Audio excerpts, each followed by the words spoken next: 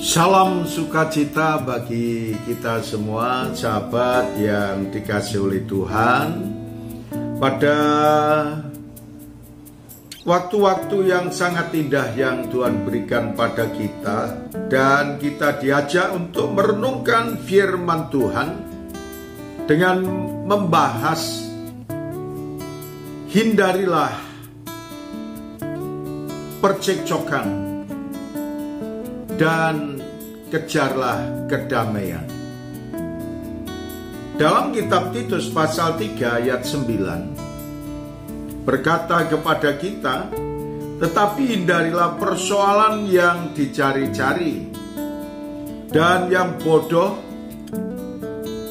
persoalan silsilah, percekcokan, dan pertengkaran mengenai hukum Taurat, karena semua itu tidak berguna dan sia-sia belaka.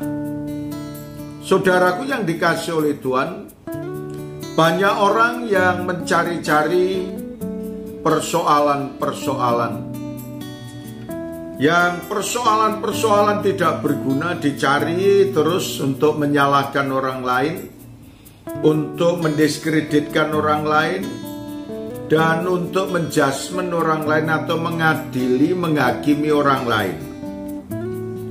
Sehingga ketika kita mencari-cari persoalan-persoalan akan memunculkan percekcokan, akan memunculkan pertengkaran di antara kita.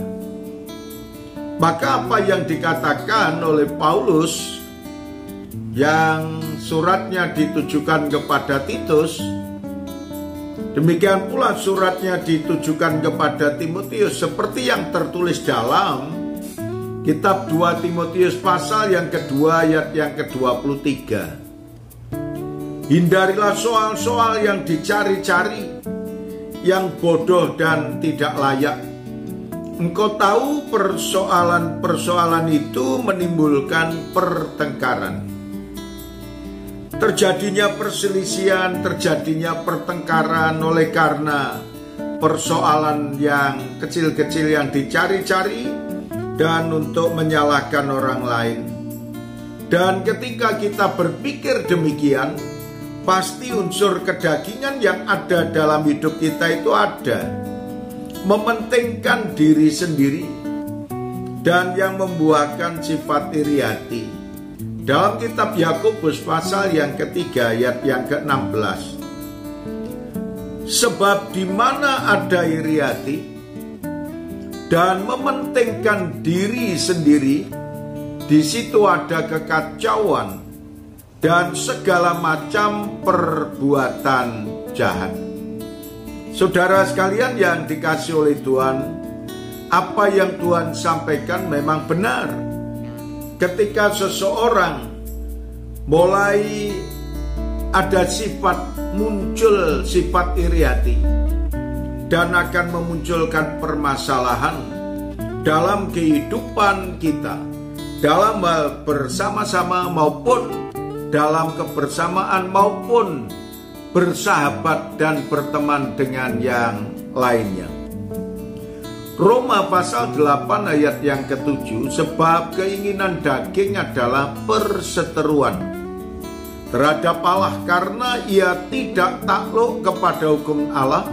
Hal ini memang tidak mungkin baginya. Keinginan daging membuahkan pertengkaran, menjauhkan hidup kita dengan Allah. Itulah yang terjadi, maka kita harus menyadari, kalau keinginan daging yang membuahkan sifat iri hati, memunculkan perselisihan, membuat kesalahan orang lain yang kecil dan dibesar-besarkan, dan bahkan ingin menjatuhkan orang lain, berhati-hatilah. Ciptakan damai sejahtera, dan kita membangun kebersamaan, saling mengasihi, saling menghargai, saling menghormati. Terima kasih Tuhan Yesus. Kami mengucap syukur atas kebenaran firman-Mu ini. Dalam nama Tuhan Yesus kami berdoa. Amin.